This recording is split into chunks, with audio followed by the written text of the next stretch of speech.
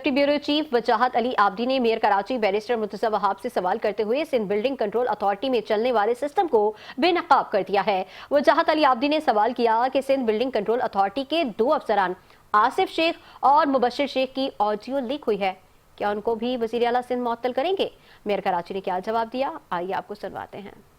Sindh building control authority के 2 अफसर audio सामने आई है जिसमें वाले सिस्टम की बातें कर रहे हैं।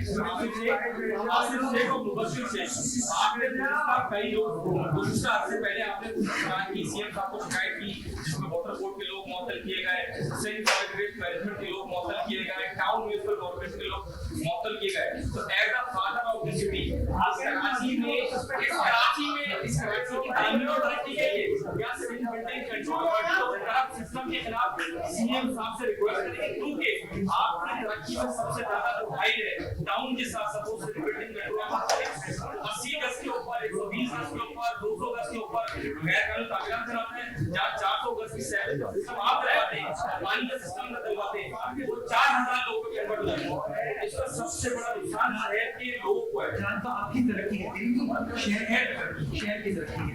आपकी बात दुरुस्त है, समझिए पानी बिल्डिंग हर जगह है जो कि अच्छे से अच्छे फैसले को खराब कर। मैंने एक ऑडिट की तो आपने बिल्कुल ये वज़ीर आला सिंध साहब